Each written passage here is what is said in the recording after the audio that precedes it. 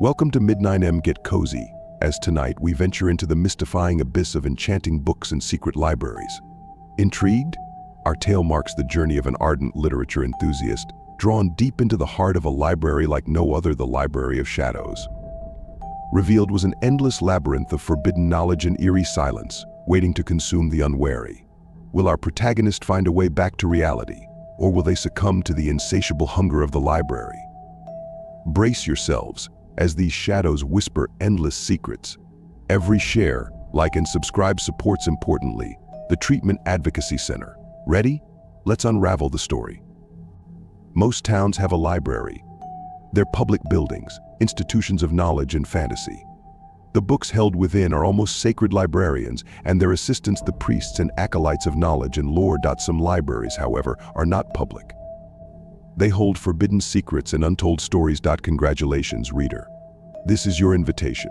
Welcome to the Library of Shadows. I was always interested in literature, marveling at writers creating entire worlds in the form of text on a page. Literature was my escape, and as a child I spent huge amounts of time in the local library. I read everything I could get my hands on, filling my head with facts, theories, and countless stories. I read about great wars between magical races. I read of mankind traveling among the stars. I read of human technology with no understanding of what it could mean.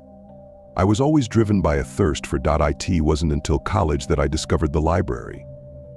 I earned my invitation in college. It was Halloween, and instead of partying with my classmates, I was in the university library reading. I had a Kindle, but there really wasn't any replacement for a real pulp and ink book. I'd sit there for hours, intoxicated by the slightly musty smell of pages waiting to be turned. The reverent silence of the library was a welcome break from long days of lectures and homework. Library staff would clear the building out at 10, starting on the top floor of the building, sweeping for undergrads cramming last second for tomorrow morning's test, or grad students desperately researching for their doomed thesis project. When the librarians came around, they'd beg. Just another hour, they'd cry. Please. But the reply was always the same. The library is closing now. You're welcome to come back tomorrow. But not me. I respected the library. Instead of begging for more time, I would simply ask the librarians if I could bookmark my page and have them hold the book for me overnight. Always they would smile and say yes. This night was no different. I packed my bag and headed outside into the crisp autumn air, leaves crunching underfoot. I plugged in my headphones and turned on some music. Looking up, I noticed the moon, full but half covered by clouds. I closed my eyes and took a deep breath. Time to return to my classmates. I thought. I took the stoner path through the woods back to the dorms. I'm happier when I can extend my isolation just a few more moments. The woods are dark, the canopy thick with pine needles and maple leaves. Occasionally a beam of moonlight squeezes its way through to light my path. Before long, I realize my walk is taking longer than usual. Looking around, not recognizing any of the trees around me, I notice a light in the distance. That must be the dorms. I was so busy blocking out the world that I lost the path and very nearly got lost myself. I head in the direction of the light. Several minutes later, I stop walking and turn off the music, straining to hear the sound of late-night debauchery from the dorms. I hear nothing. The light is closer, but I realize I'm lost. This part of the woods is eerily silent, and the moon no longer penetrates the dense tree cover. I am completely and utterly alone. Still, I walk towards the light, knows how to make it back to campus. I check my watch, 10:45. It's getting late. Finally, I'm able to make out the shape of a building. It's 3 stories tall, with worn stone steps leading up to 5 arches. Behind them is a single caged light over a set of tall double doors, made of a smooth, dark wood and held together with 2-inch thick iron bands. It looks heavy and hangs on sturdy-looking hinges. There's an iron knocker on each door in the shape of a snarling dragon's head. I raise my hand and knock 3 times. The sound of metal on wood is loud and hollow. I hear it echo beyond the door. No answer. As I'm about to give up, the doors open inward, soundlessly.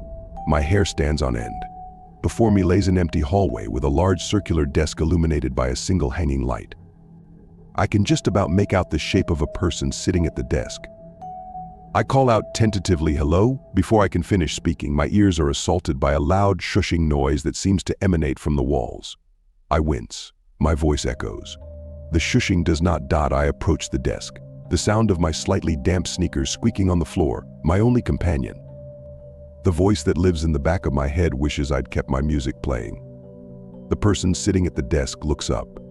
She's a severe-looking older lady, her gray hair pulled back into a tight bun.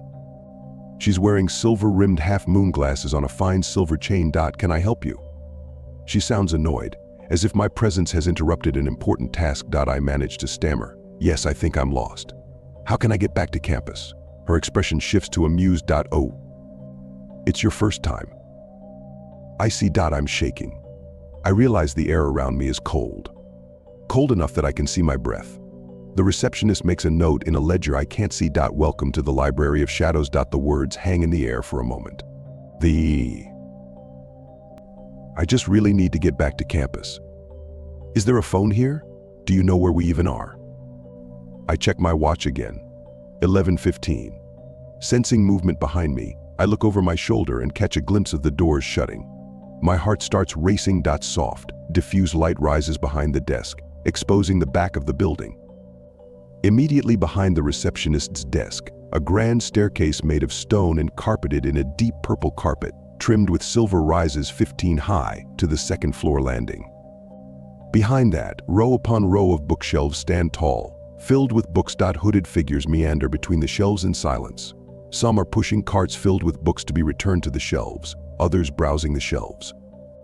One or two are sitting, propped against a bookshelf, reading. A warmth begins to radiate throughout my body, starting in my chest. I feel like I've been welcomed home. The receptionist speaks again, a softer voice this time. She repeats herself. Welcome to the Library of Shadows. She hands me a black metal card with silver text on it. It reads. On the back is a silver book icon with a circle on the cover. This is your library card. Anytime you need the library, go for a walk and place your thumb in that circle. Feel free to explore, but be careful in the basement. Remember, the library is always hungry. Credit the author requests that if you enjoy what you've read and would like to support them, you may do so by showing your support to nonprofit organization, The At. That was founded in Arlington, Virginia by E. Fuller Torrey, MD, in 1998. Dr. Torrey had worked for 15 years at a Washington, D.C. clinic for homeless people with severe mental illness and authored about the criminalization of mental illness. In the 15 years since its founding, that has participated in the improvement of treatment laws in nearly half the U.S. states and promoted the implementation of those laws. It has produced a manual for mental health professionals who are implementing assisted outpatient treatment (AOT).